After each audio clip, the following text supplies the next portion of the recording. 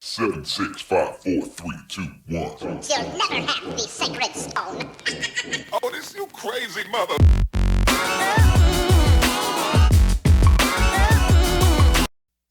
Hello y'all, welcome back to The Real Evvonne. So as you can tell by the title in this video, what I'm going to discuss is a story that a lot of people may not be aware of. It's about the rape of Recy Taylor. It's a vital tribute to black women in the Jim Crow era, so you can understand how black women were treated in that era. Since this is quote-unquote Black History Month, I like to speak about stories that really don't get that much attention. So if you're interested in seeing or hearing what was done to Recy Taylor during the Jim Crow era, please keep watching. On September 3rd, 1944, in the small Alabama town of Abbeville, 24-year-old black sharecropper named Recy Taylor was walking home from an evening church service with two other worshipers when 7 white men pulled up in a Chevrolet. Armed with knives and guns, the men forced Taylor into the back seat and drove to a secluded grove where 6 of them gang raped her for hours before dumping her back on the road where they found her. And before I continue on, just so you can see how sick these people were, look at this news. This was put in the newspaper. 600 to rape wife. Alabama whites make offer to Recy Taylor's mate, her husband. I guess basically so they can get off or whatever like that. Montgomery, Alabama. I'm not going to read it, but you can see, or I'll read it for you. That ain't $600 enough for raping your wife?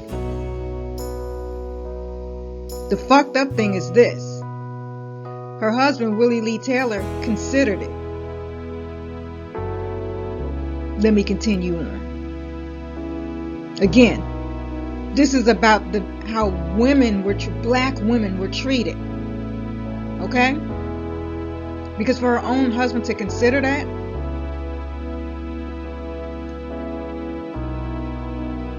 so in the car were U.S. Army Private Herbert Lovett and 6 other men. All of them were armed. It is revealed that Taylor, who was married and had a 9-month-old daughter at the time of the assault, was violated to a degree that she could no longer bear children afterward. What did they do to her? The 7 men forced Taylor into the car at gunpoint and proceeded to drive her to a patch of trees on the side of the road. They forced her to remove her clothes, saying, "Get them rags off or I'll kill you and leave you down here in the woods." After she was forcibly undressed, Taylor begged to return home to her family, including her husband and an infant child. The assailants ignored her requests. All removed their clothes and watched as Lovett ordered Taylor to lie down and for her to act just like you do with your husband.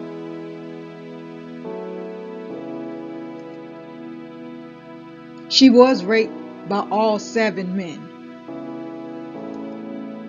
Although Hugo Wilson, the driver of the Chevy, confessed to the rape and named the 6 other men involved, none of them were arrested, which infuriated, if unsurprising, reminder of the rarity of justice in the segregated South. As you see, all the Alabama whites attacked women, none of them punished. Despite the men's confessions to authorities, 2 grand juries subsequently declined to indict the men. No charges were ever brought against her assailants. Taylor's case came to national attention through the involvement of Rosa Parks, who more than a decade before refusing to give up her bus seat, worked as an investigator for the National Association for the Advancement of Colored People. She went to Abbeville to interview Taylor. A public battle for justice that prefigured and ultimately fueled the Civil Rights era. The 1945 formation of the Committee for Equal Justice made Taylor an early icon of the movement, drawing necessary attention to her case and highlighting the era's rampant dehumanization of black women. Now I'm going to read this to you as far as the investigation. After Governor Sparks launched an investigation, Sheriff Gamble was interviewed again about the measures he took to ensure justice on the behalf of Taylor. Gamble falsely claimed that he started an investigation of his own immediately after the attack. He also claimed that he had arrested all of the men involved in the rape 2 days after the assault, and that he had placed Hugo Wilson, the man identified as being the owner of the car, under a $500 bond. He also accused Taylor of being nothing but a whore around Abbeville, and that she had been treated for some time by the health officer of Henry County for venereal disease. Later, other white men from Abbeville identified Taylor as an upstanding, respectable woman who abided by the town's racial and sexual mores. Now, I definitely want to stress that the other white men, they say she's an upstanding, respectable woman, which went against the false BS the sheriff was saying. And I say that just for black people that maybe listen to this now. This is why I say all white people are not bad. So please, you know what I mean? Try not to put them on one basket. I get it. There's even to this day still a lot of racists. But it comes in, racist is in, I'm not even going to go there as far as all racists. Some people seem to think it's just white people, but it's not. But it is what it is. But I want to point that out to let y'all know that there were white men that stood up for her as well. Okay? And spoke to her character. That she was not any of the vile things that the racists were saying about her. Okay? Investigators also interviewed the rapist, and 4 of the 7 men admitted to having intercourse with Taylor, but argued that she was essentially a prostitute and willing participant. Others, including Herbert Lovett, denied knowing anything about the attack. However, one of the assailants, Joe Culpepper, admitted that he and the other rapists were out looking for a woman the night of the attack. That Lovett got out of the car with a gun and spoke to Taylor. That Taylor was forced into the car and later forced out of the car and made to undress at gunpoint. Was raped and later blindfolded and left on the side of the road. Culpepper's retelling of the story was directly in line with Taylor's original account.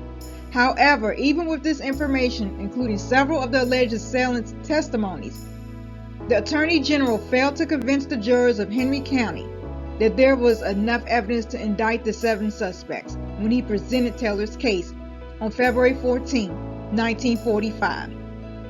The second all-white male jury, you fucking heard me correctly, the second all-white male jury refused to issue any indictments. The point of court, well look, I know how it was back then, but I just want you to understand that it's supposed to be a jury of your peers. There were not even any women on the jury, just the white men. The black community was shocked at the second dismissal of Taylor's case. The news coverage of the second hearing was more hostile towards Taylor based on the false claims of her being a prostitute. Taylor lived in Abbeville with her family for 2 decades after the attack. She said that during those years, she lived in fear, and many white people in the town continued to treat her badly, even after her attackers left. She eventually moved to Florida, where she worked picking oranges. She later separated from her husband. Their only child died in an automobile accident in 1967. In 2011, the Alabama legislature officially apologized on behalf of the state for its failure to prosecute her attackers. State Representative Dexter Grimsley, along with Abbeville Mayor and Henry County Probate Judge Joanne Smith, also apologized to Taylor. And these apologies came on Mother's Day of 2011. Let me read you what it said. Be it resolved by the legislature of Alabama, both houses thereof concurring, that we acknowledge the lack of prosecution for crimes committed against Recy Taylor by the government of the state of Alabama, that we declare such failure to act was and is morally abhorrent and repugnant, and that we do hereby express profound regret for the role played by the government of the state of Alabama in failing to prosecute the crimes. Be it further resolved that we express our deepest sympathies and solemn regrets to Recy Taylor and her family and friends. In 2011, Taylor visited the White House and attended a forum on Rosa Parks at the National Press Club. Now, I want y'all to understand this before I close this out. They threatened to kill her if she ever told anyone. So understand this. Decades before the women's movement, decades before there were speak outs, Recy Taylor testified about her assault to people who could very easily have killed her, who actually did try to kill her. She was a funny, witty woman. She was a churchgoer. She loved going to church. She loved to sing. She was very welcoming. It's kind of hard looking at her picture. She looked like one of my grandmothers. Taylor lived for many years in Winter Haven, Florida, until her family brought her back to Abbeville due to failing health. And I know some people are like, well, why would she want to go back? That's where she's from. Maybe that's where she wanted to live out the last of her life. Taylor died in her sleep at a nursing home in Abbeville, Alabama on December 28, 2017. She was 97 years old. She lived a long life. She was buried next to her daughter's grave at New Mount Zion Free Will Baptist Church.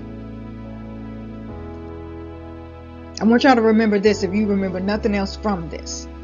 Even though the 7 men that gang raped her and she never got justice, those men were never held accountable. And let me say this, for people who always talk about, people, accountability. You need to look up the definition of accountability. Because these 7 men that gang raped her, they were not held accountable. They were not held accountable by this so-called law that we have, the justice system, right? Because even though 4 of them admitted it, they still was not held accountable. Okay, so did you get what I'm saying? Sometimes accountability, it does not come with the person admitting what they did wrong, because 4 of them admitted it. It comes with the people to hold the wrongdoers accountable. You get what I'm saying? The people have to hold the person accountable. Even though they admitted it, they still were not held accountable and were allowed to live the rest of their lives walking free and possibly able to do it to somebody else, all because their peers did not hold them accountable. You get it? So if you remember nothing about this woman, she still remained in that damn town for a long while before she decided to move out. She was not silenced. Her voice was heard. She kept speaking, regardless of the death threats, the attempts to kill her and her family. She was not silenced. That is true strength. And God allowed her to live to be 97 years old. That's a long life. And through it all, she remained strong. She remained strong. And she did not allow any racist or any men to silence her. Even through all of the name calling, called her a prostitute, accused her of having diseases. Do you get that too? We all see this even on YouTube, right? Or just throughout life, period. The woman is always attacked. Even though she was the victim, they still treated her like she was wrong or she deserved it. She deserved to be called those names when she did nothing wrong. And those people that did that to her was never held accountable. But through it all, she remained strong. They said she was a happy, witty woman, loved church, loved to sing. Nobody was able to steal her joy. And she didn't shut her mouth. So remember that. If you want to know what true strength is, if you want to know what accountability is, let me tell you this. Even though them 7 men gang raped her, was not held accountable, she didn't let that stop her from living her life. She didn't go around, oh, they need to be held accountable. They need to do this. They need to do that. Because you know why? At the end of the day, even if justice is not served on this earth, we all got to meet our maker when we take our last breath. And there ain't no justice better than that. We all will reap what we sow.